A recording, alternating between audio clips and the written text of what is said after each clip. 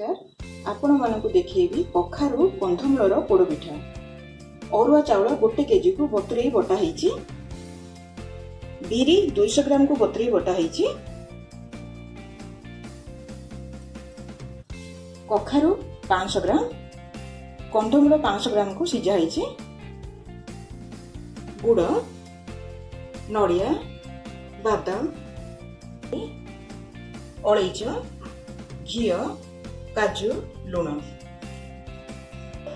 प्रथम एटी छांचरे पानी देवी। ए पानी को पूरा फुटा हम आपको मुझे उल्टे घिंटी देवी।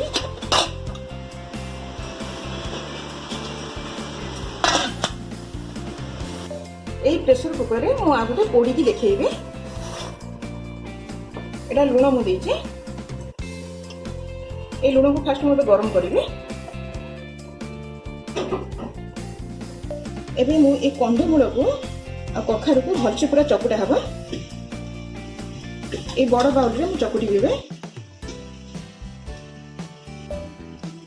पूरा सब को भलसे चकुटा हबा। पूरा भलसे से सब चकुटा हो गला। एबे ए बटा चाउल मो भीतर देबे देबी।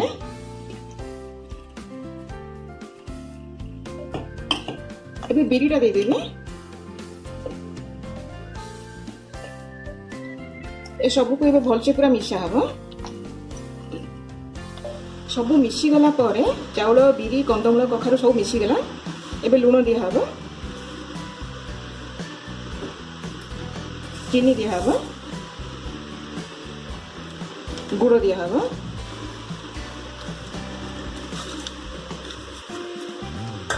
ए सब को आउथरे मिसा हबो।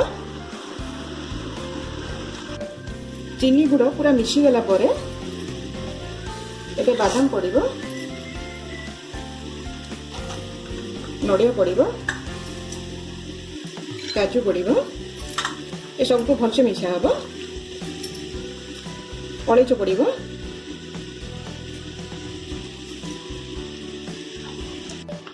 ए सब मिसी गला परे मु एबे आपको 15 मिनिट पूरा रखिदेबी। तापर जाइए मु पोड़ पिठा बसैबी। पानी पूरा गरम हो गला। एबे मु खली देबी। आ ऊपर आ गोटे खली देबी।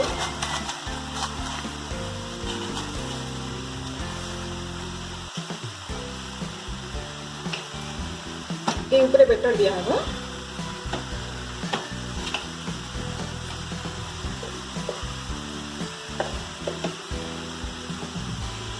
एबे एटा ढांकनी दिया है। ये पूरा 30 मिनिट पूरा बसिबो। घी दी दीची भलसे गोली दी दीची। आपन चाहे रिफाइन भी दे परिबे। ए भितरे मोर बेटर देबे। बेटर को पूरा ऊपर भरी करा हबनी, टिके कम कर दिया हबो काहे ना से फुलिबो।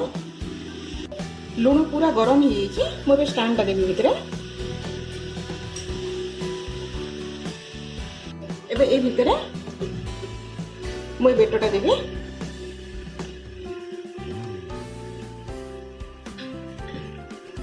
एबे प्रेशर कुकर रो सीटी बाहर करा है जिवो। रबर भी बाहर करा है जिवो। तब दिया है जिवो।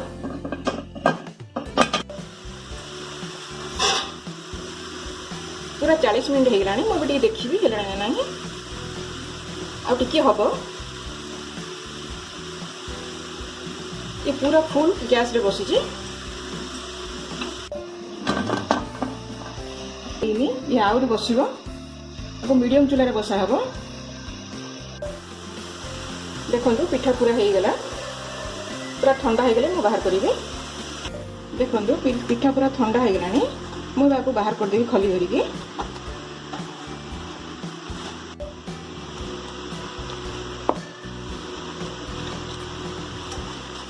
ये आराम से पूरा बाहर जीवो।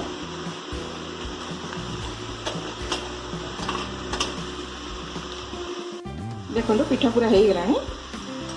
अब गैस बंद कर देबी। ये मीडियम चूल्हा पूरा 85 मिनिट बसिला। टिके ठंडा हो गला परे ये बाहर गो साଙ୍ଗे साଙ୍ଗे बाहर भांगी जीवो। आपण माने एई पोड़पिठा को घरे करंतु। एई पोड़पिठार टेस्ट बहुत अलग लगे। बेटर को गोड़े की 4-5 घंटा रखी पिठा कले पिठा बहुत नरम हुए। चैनल को सब्सक्राइब करंतु, वीडियो को लाइक करंतु और शेयर करंतु।